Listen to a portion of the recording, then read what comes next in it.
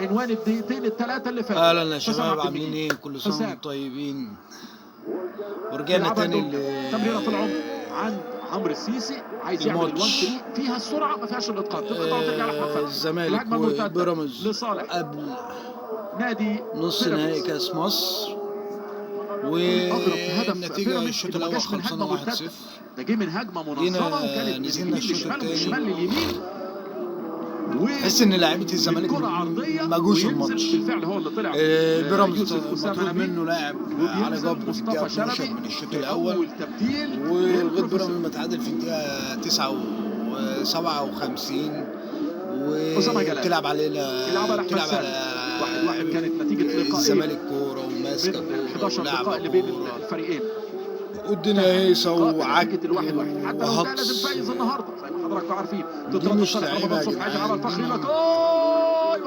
يعني، دي مش يعني، انا مش شايف في لعب كوره ولا في جمله ولا دنيا.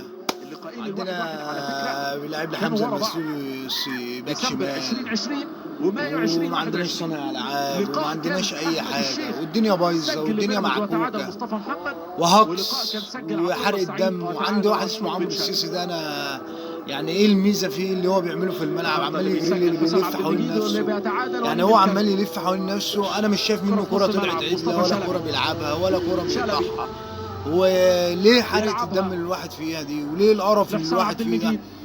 يعني الواحد يا جدعان مش الطريقه دي اللي بيحصل كده. احنا زي ما نكون بنلعب ماتش تقسيمه، يعني احنا زي ما نكون بنلعب ماتش تقسيمه. تمريرات كتير لصالح، يعني ينفع كده يا جدعان؟ يعني ينفع لعب تعبان ولاعيبه تعبانه من الملعب ولعب زي الزفت؟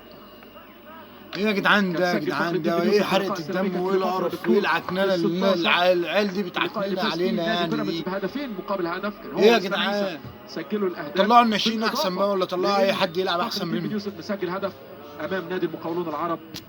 مسلوسي مين؟ لا لا لا لا لا لا، لعب يشل ويجيب مرض ويجيب يجيب امراض الدنيا كلها للاعيبه تعبانه، لفريق تعبان. عليه العوض، عليه العوض. يعني هو انا شايف في ملحوظه دلوقتي، مصطفى شلبي وعبشان وشيكابالا الثلاثه على الخط. طب مين اللي هيلعب بقى جوه المنطقه؟ انا يعني دي اقنعني بس، انتوا الثلاثه على الخط من رمضان صبحي. يعني مين هتلعبوا لمين بقى ان شاء الله؟ ان شاء الله هتلعبوا لمين؟ وادي الناحيه الثانيه امام عايز يلعب التمريره هنا، الكيبوس لنادي الزمالك. يا نهار ازرق، التمريرات السهله لا الزمالك ضربه ركنيه. يا نهار ازرق، شيكابالا بقى يلعب تحس ان هو الولد هيقطع السمكه وديل، ولعب عك في عك وهقص وسنتك زرقاء. موجود في نص الملعب. سامر مين يا عم فاروق؟